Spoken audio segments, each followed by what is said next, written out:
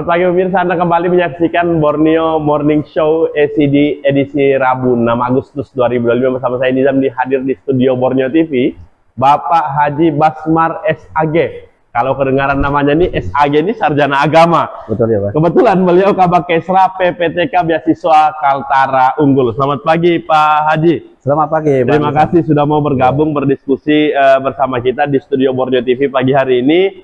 Mungkin kita akan mendiskusikan terkait salah satu yang paling ditunggu-tunggu oleh seluruh mahasiswa Kalimantan Utara. Betul, yaitu Beasiswa Kaltara Unggul.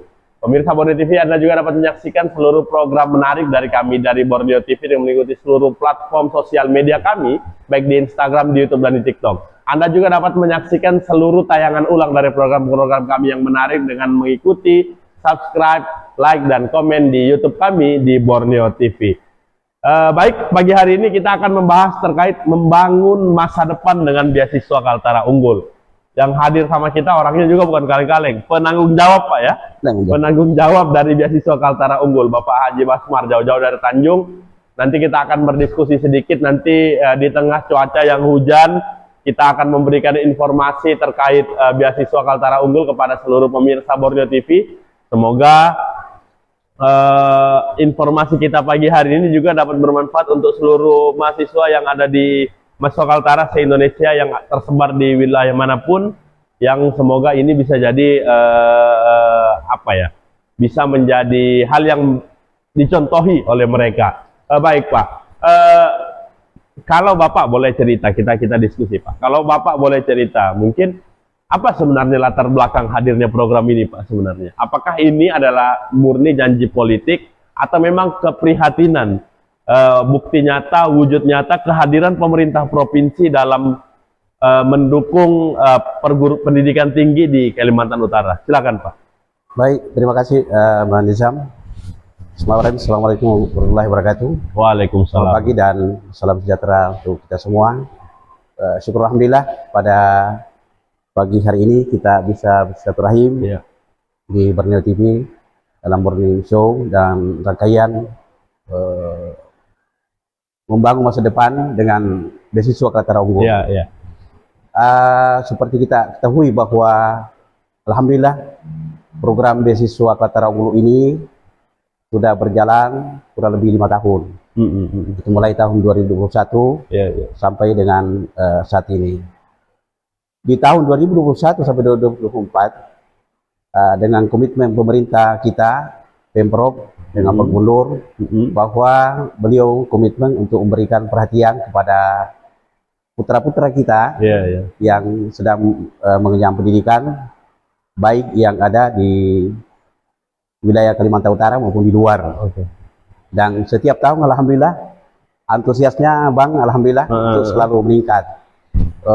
Terbukti bahwa di setiap tahun itu pendaftar itu luar biasa. Itu bahkan melebihi kuota yang lebih kuota yang sudah ditetapkan pemerintah. Ya karena keterbatasan dana, akhirnya tidak bisa mungkin mengakomodir semua mahasiswa mungkin Pak ya. Betul. Sehingga betul-betul ada klasifikasinya. Tapi tadi Bapak bilang, Bapak belum jelaskan apa sebenarnya yang melatar belakangi hadirnya program Beasiswa Kaltara Unggul ini Pak. Jadi latar belakangi adalah yang pertama, ini kan salah satu program unggulan juga Pemprov pemerintah. Di samping itu juga janji politik oleh pemerintah kita, juga adalah komitmen beliau untuk memberikan perhatian kepada anak-anak kita yang di luar sana itu banyak yang tidak mampu. Sehingga slotnya ini ada dua. Yang pertama ada kualifikasi yang tidak mampu, sesuai dengan arahan pimpinan itu 70% adalah yang tidak mampu. Lalu kemudian 30% adalah prestasi. Di luar sana anak-anak kita ada yang mampu secara akademik tetapi tidak mampu di biaya. Disitulah sehingga pemerintah memberikan masuk di situ untuk memberikan bantuan perhatian walaupun ini adalah simultan sekali setahun, tetapi insya Allah di saat anak-anak kita adalah butuh, maka insya Allah akan terasa itu. Betul. Dan itu diberikan sekali setahun dan baik yang di dalam maupun yang di luar. Beberapa tahun ini Mas, kita melakukan sosialisasi mulai 2021 sampai 2024, tetapi kami melihat bahwa dari tim manajemen beasiswa ini banyak kendala yang kita hadapi. Di tahun 2025 ini alhamdulillah, yang pertama ada dua perubahan. Yang pertama, kewenangan kita untuk Pemprov adalah untuk SLTA, SLB, kemudian pelajar mahasiswa diploma S1 sampai S3. Untuk yang yang dulu tahun 2001-2004 itu masih kita cover SD SMP. Ya, betul. Sekarang ini dikembalikan termasuk adik saya termasuk penerima beasiswa Kaltara Unggul waktu itu. Dikembalikan sekarang ke kewenangan masing-masing. Ya, walaupun anggarannya kecil, alhamdulillah dengan total anggaran 15 miliar. Tapi kita berdoa mudah tahun-tahun berikutnya mudah ada tambahan. Seperti itu barangkali, Pak. Tapi begini Pak, kalau kita bicara Kaltara, ini kan sebagai provinsi, salah satu provinsi termuda di Indonesia, yang kalau kita bicara pendidikan Kaltara aja Pak, pendidikan di Kaltara ini kemarin saya bicara diskusi dengan salah satu koordinator PPG program profesional guru di UBT, menyampaikan bahwa ada ketimpangan pendidikan dari sarana dan lain sebagainya. Tapi kalau Bapak bisa bilang bahwa tadi betul Bapak sampaikan bahwa ini dananya cuma simultan, simultan hanya setahun sekali yang diterima, itu pun nominalnya berapa sih, tidak bisa mengcover keseluruhan hidup dari mahasiswa itu sendiri. Tapi bagi generasi muda kita Pak, kita tidak usah bicara S2, S3, bagi generasi muda kita, apa tujuan beasiswa ini Pak? Selain memang bantuan pendidikan, bantuan penelitian, apakah ada bantuan-bantuan lain yang nanti akan insya Allah akan Pemprov launching untuk membantu membangun pendidikan kita di Kaltara ini? Baik, program beasiswa Kaltara Unggul ini ada dua, Bang. Jadi yang pertama, beasiswa Kaltara Unggul adalah sifatnya umum, artinya dibuka anak-anak yang ada di wilayah Kalimantan Utara, kemudian di luar. Yang kita cover itu mulai dari SLTA, kemudian SLB, kemudian juga ada di wilayah di Kementerian Agama, mulai dari MIN, MTS, MAN, Pondok, baik di dalam maupun di luar. Lalu kemudian ada juga beasiswa khusus. Yang khusus ini yang sudah ada kerjasama atau MIU atau PKS. Alhamdulillah, kalau menurut data yang ada Mas, bahwa beasiswa Kaltara Unggul ini di setiap tahun yang paling terbanyak adalah anak-anak ibu yang pendidikan di wilayah Kalimantan Utara. Contoh di Universitas Borneo atau UBT, itu yang terbesar tuh. Lebih banyak dibanding di luar perguruan tinggi lain. Dan yang kedua adalah ada juga yang negeri sini kan UT terbuka. Dan salah satu tujuannya ini adalah itu yang saya sampaikan tadi, bahwa ada walaupun sedikit tapi di saat dibutuhkan anak itu adalah meringankan untuk beban. Meringankan beban pendidikan. Itulah bukti kehadiran pemerintah. Kehadiran pemerintah, bahwa ada perhatian dari pemerintah. Pemerintah hadir memberikan program. Betul. Karena bukan gampang Pak. Nggak gampang untuk mengurusi program beasiswa. Ini kalau kita loloskan yang satu akan merasa tidak terakomodir. Pemerintah juga tidak boleh mengakomodir keseluruhan.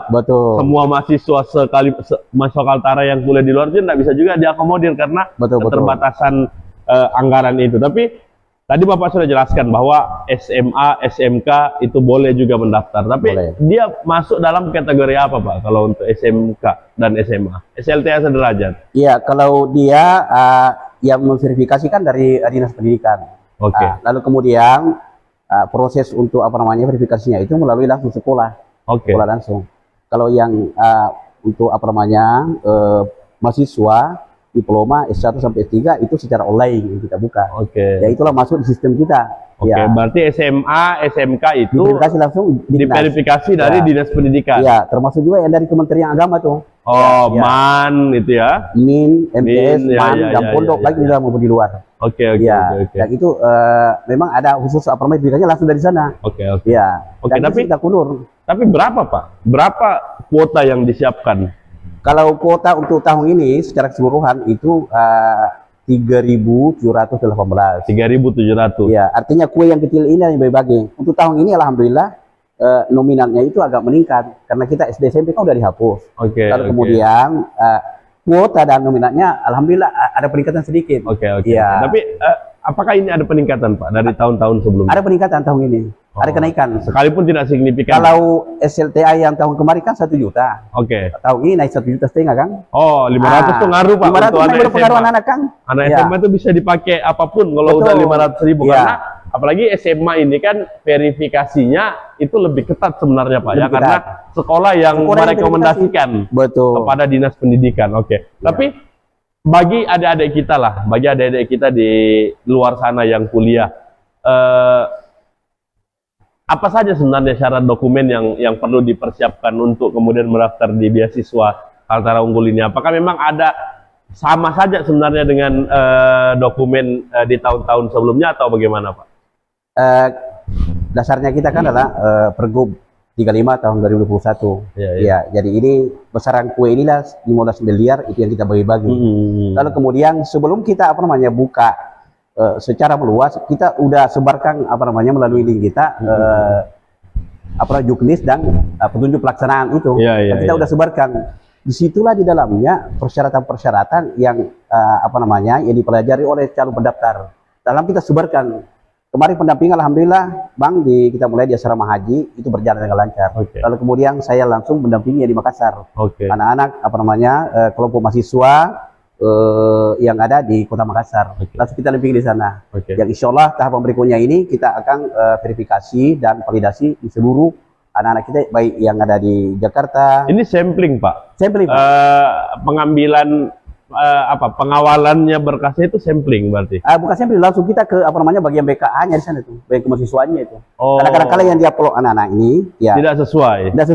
Katakanlah kadang kan ada juga anak-anak mahasiswa tuh kayak Belanda juga Pak, IPK-nya tidak sampai disampaikan. Nah, itu ada juga tuh. Nah, itu yang banyak tuh. Oh, itu yang banyak ya. Kendala yang selalu dihadapi oleh anak-anak itu pertama, transkrip nilai tidak ditaratangani oleh perguruan tinggi yang bersangkutan, lalu tidak ditempel, lalu dia buru-buru diupload. Itulah yang banyak gagal. Iya. Jadi kita bukan menafikan bahwa ini anak-anak ini tebang pilih kita. Siapa yang memenuhi syarat, insya Allah bisa masuk. Artinya siapapun kemudian bisa menikmati beasiswa ini. Selama dia melengkapi berkas yang dibutuhkan itu. Betul. Dan ada beberapa persyaratan mungkin yang umum, PNS tak boleh ya, lain sebagainya. Tapi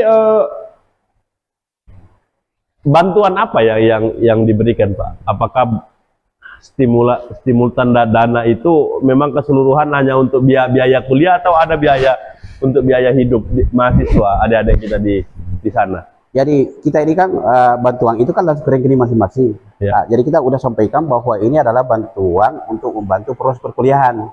Ya, ada pun di dalamnya itu kan secara teknis hanya dia saja yang yang penting terarah untuk walaupun sedikit ke proses untuk perkuliahannya. Beda yang khusus tadi, memang itu full kita kasih, itu memang udah diarahkan dan verifikasi langsung perguruan tinggi masing-masing. Ya, seperti itu. Tapi saya menarik yang verifikasi verifikasi langsung ya? Ya, verifikasi langsung dari perguruan tinggi. Dari perguruan tinggi. Apakah itu baru dilakukan tahun ini Pak? Udah bertahun-tahun. Udah bertahun-tahun yang terbesar adalah Borneo, kurang lebih 30 orang. Terus di Unmul, ada di Bandung, kemudian Polimedia Jakarta, ada lagi yang kita mau datang ini di Unisman. Unisma yang ada di Malang di sana itu. Oke. Tapi begini Pak, berjalannya waktu banyak kemudian orang bilang begini bahwa pasti akan ada indikasi titip menitip nama. Ini tidak bisa dipungkiri Pak. Namanya beasiswa ini kan pasti prioritasnya kepada tim, misalnya begitu. Ya kan kita pahit-pahit aja lah Pak ngomongnya. Tapi dari pihak Bapak, bagaimana pihak Bapak kemudian menjamin bahwa seleksinya itu tetap akan dilakukan sesuai dengan prosedur, tepat sasaran dan transparan. Artinya mau Anda mau ente itu adalah tangan kanan gubernur, kalau berkasmu tidak lengkap, ente tidak lulus. Bagaimana pihak Bapak menjamin itu Pak kira-kira? Betul Bang, jadi di setiap tahun memang ada titipan-titipan. Namun demikian, karena kita ini ada persyaratan diikat oleh Joklat.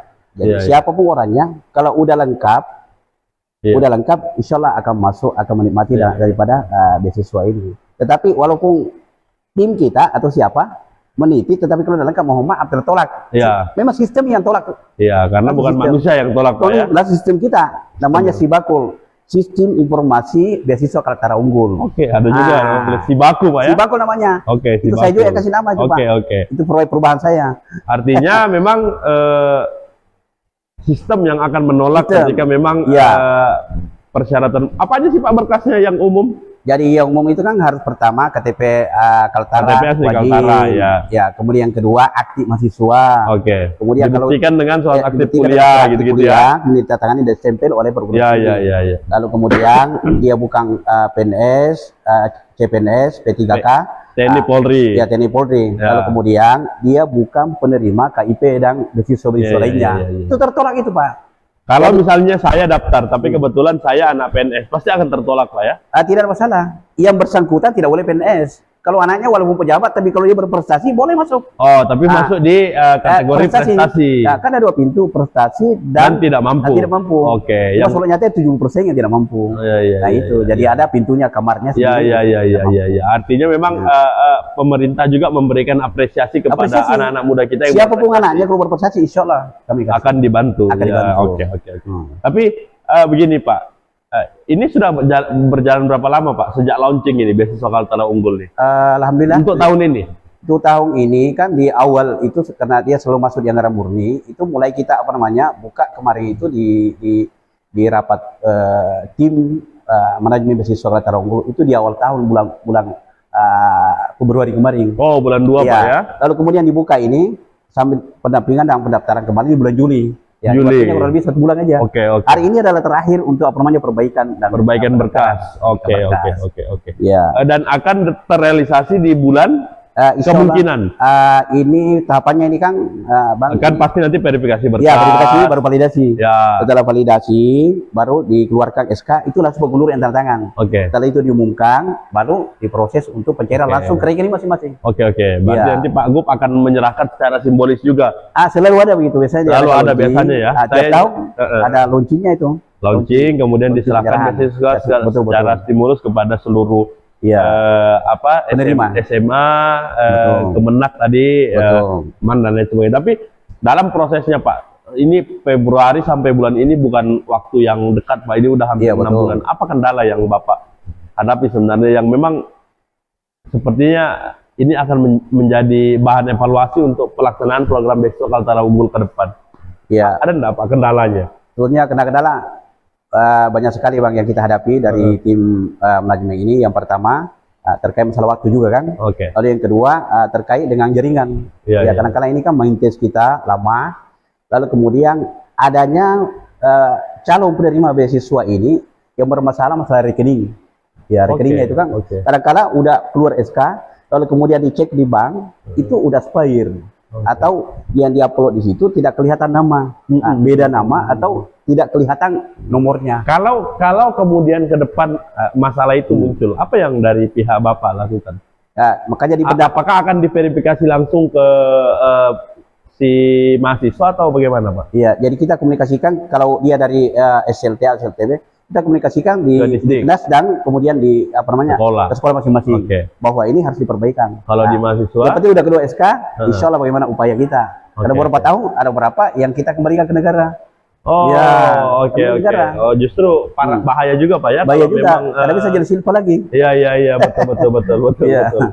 Apalagi sekarang nih rekening nganggur 3 bulan. Nah itu merasa bahwa ini beasiswa kan cuma sekali setahun. Lalu kemudian anak-anak itu menunggu saja hanya beasiswa saja.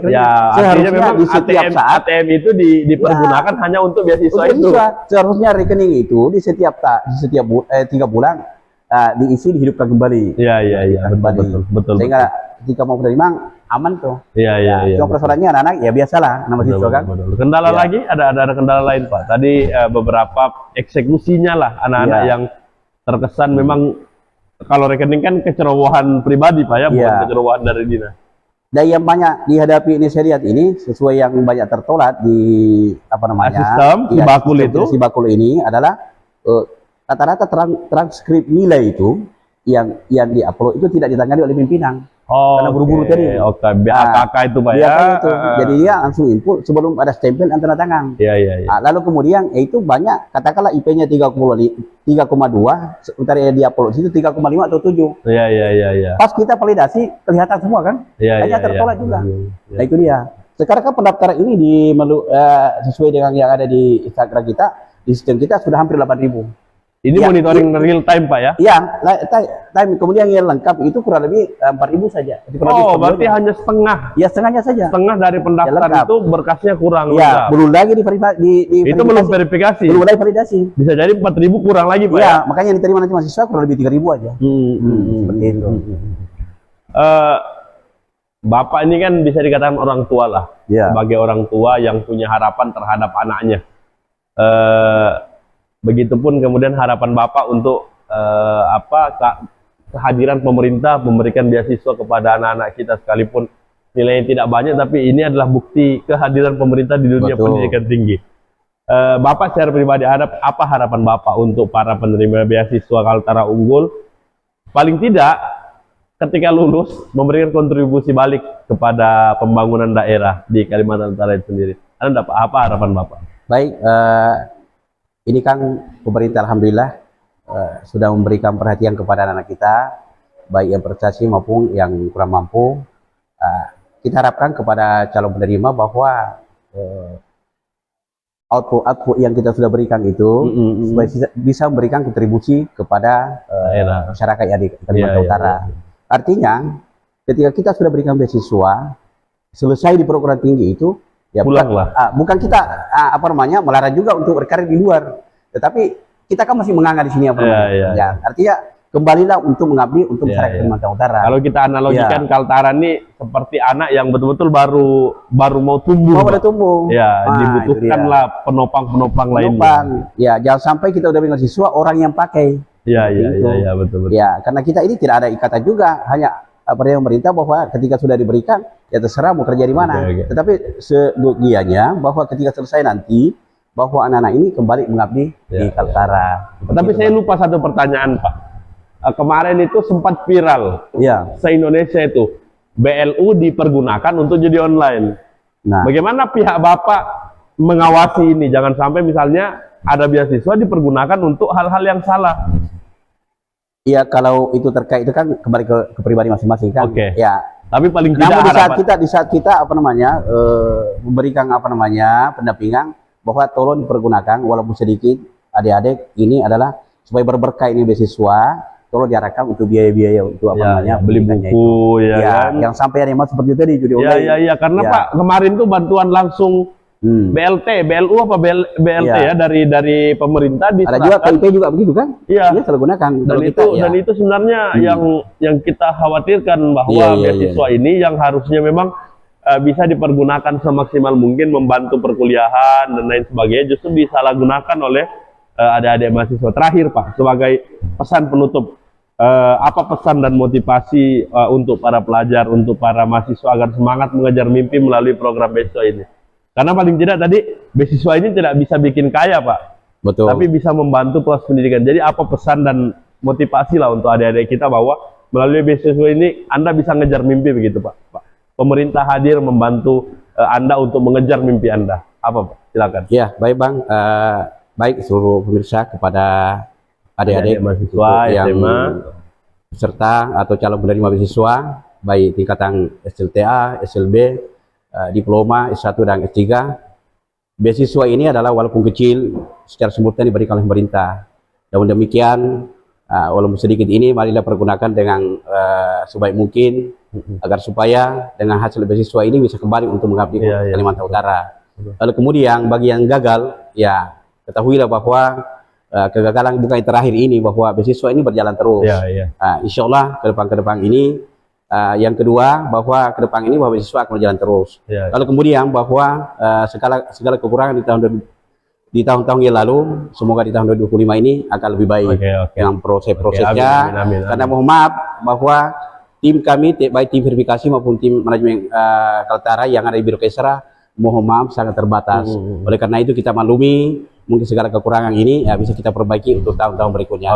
Saya kira demikian. Amin.